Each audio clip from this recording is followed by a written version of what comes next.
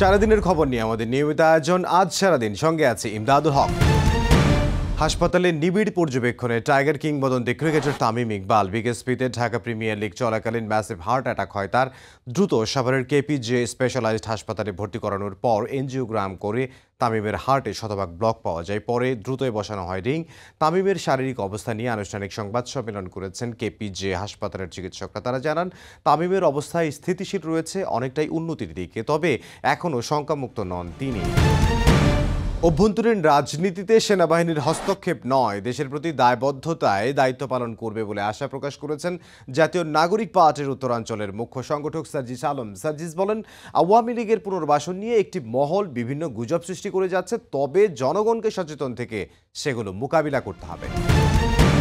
Check প্রত্যাখ্যানের মামলায় cricketer Shakib Al হাসানের সম্পদ ক্রোকের নির্দেশ দিয়েছেন ঢাকার সিএমএম আদালত। আইএফআইসি ব্যাংকের প্রায় 4,15,00,000 টাকা প্রতারণার মামলায় এই আদেশ দেন বিচারক। গেল বছরের 15 ডিসেম্বর সাকিব ও তার এগ্রো ফার্মের কর্মকর্তা সহ 4 জনকে আসামি করে মামলা করে প্রতিষ্ঠানটি। পরে 18 ডিসেম্বর তাদের বিরুদ্ধে সমন জারি করেন আদালত, কিন্তু আসামিরা আদালতে হাজির না হওয়ায় 19 জানুয়ারি তাদের বিরুদ্ধে গ্রেফতারি পরোয়ানা জারি করা হয়।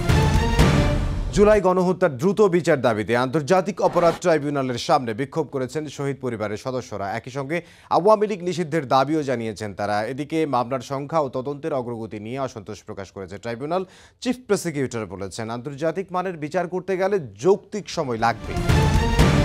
বৈষম্য বিরোধী আন্দোলনের সময় রাজধানীর যাত্রাবাড়িতে ওবায়দুল ইসলাম হত্যা মামলায় সাবেক আইসিটি প্রতিমন্ত্রী জুনায়েদ আহমেদ পলকের 4 দিনের রিমান্ড মঞ্জুর করেছেন আদালত। এছাড়া যাত্রাবাড়ি থানার আরও 2টি হত্যা মামলায় তাকে গ্রেফতার দেখানো হয়েছে। একই সঙ্গে আদালতে হাজির করা হয় সাবেক মন্ত্রী কামরুল ইসলাম, কামাল আহমেদ মজুমদার এবং সাবেক মেয়র আতিকুল ইসলামকে। তাদেরকেও বিভিন্ন থানার হত্যা মামলায় নতুন করে গ্রেফতার দেখানো হয়েছে। বঙ্গবন্ধুর ছবিযুক্ত টাকা বাজারে না ছাড়ার সিদ্ধান্ত সরকারের। এপ্রিলের শেষ নাগাদ মিলবে নতুন নোট। লন্ডন সফরের সময় টেলিভিশনকে দেয়া একান্ত সাক্ষাৎকারে কথা জানিয়েছেন বাংলাদেশ ব্যাংকের governor doctor Ahsan H Mansur. তিনি জানান, চলতি মাসে ইতিহাসের সর্বোচ্চ $3 বিলিয়ন রেমিটেন্স আসতে পারে। বাংলাদেশ থেকে পাচার হওয়া টাকা ফেরাতে ব্রিটিশ সহযোগিতা অব্যাহত রয়েছে বলেও জানান গভর্নর। সুন্দরবনের পূর্ব বন বিভাগের ধানসাগর এলাকায় লাগা আগুন এখনো জ্বলছে। বন বিভাগ, ফায়ার সার্ভিস ও স্বেচ্ছাসেবকদের রাত ভোর চেষ্টায় সকাল থেকে আগুন অনেকটা নিয়ন্ত্রণে আসে, তবে এখনও পুরোপুরি আগুন নির্বাপন সম্ভব হয়নি বলে জানিয়েছে ফায়ার সার্ভিস। বিক্ষোভের আগুনে জ্বলছে তুরস্ক। প্রেসিডেন্ট এরদোয়ানের সমালোচক ও ইস্তাম্বুলের মেয়র এক্রেম ইমামোগ্লুকে কারাগারে পাঠানোর প্রতিবাদে আন্দোলন চলছে দেশের বিভিন্ন শহরে। রাজধানী আঙ্কারা, ইস্তাম্বুল ও ইজমিরে পুলিশের সঙ্গে ব্যাপক সংঘর্ষ হয়েছে বিক্ষোভকারীদের। উত্তাল এ পরিস্থিতির মধ্যেই আগামী নির্বাচনে প্রেসিডেন্ট পদে লড়তে দলীয় প্রার্থী বাছাইয়ে ভোট আয়োজন করেছে রিপাবলিকান পিপলস পার্টি। তুরস্কের 81টি প্রদেশে ভোট দিয়েছেন প্রায় 1.5 কোটি মানুষ। গাজায় ইসরায়েলি তাণ্ডবে অন্তত 51 ফিলিস্তিনি নিহত হয়েছেন। এ তালিকায় আছেন হামাসের রাজনৈতিক ব্যুরোর সদস্য ইসমাইল বারহুমো।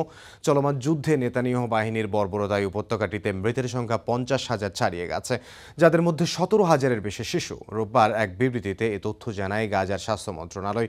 গাজার পরিস্থিতি দিনে দিনে আরও ভয়াবহ হচ্ছে বলে সতর্ক করেছে জাতিসংঘের শিশু বিষয়ক সংস্থা ইউনিসেফ।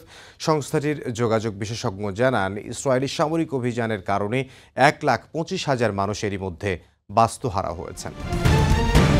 ভারতে অনুশীলনে ব্যাঘাত ঘটলেও তা নিয়ে চিন্তিত নয় বাংলাদেশ। স্বাগতিকদের হারিয়ে পুরো 3 পয়েন্ট তুলে নেয়ার লক্ষ্য অধিনায়ক জামাল ভুঁইয়ার। দলের সঙ্গে হামজা থাকায় এই কাজ সহজ হবে বলে মনে করেন। ক্রিস্টিয়ানো রোনালদোর অম্লমধুর অভিজ্ঞতার রাতের রোমাঞ্চকর জয় পেয়েছে পর্তুগাল। কোয়ার্টার ফাইনালের দ্বিতীয় লেগে ডেনমার্ককে 5-2 গোলে হারিয়েছে সেলেকাওরা।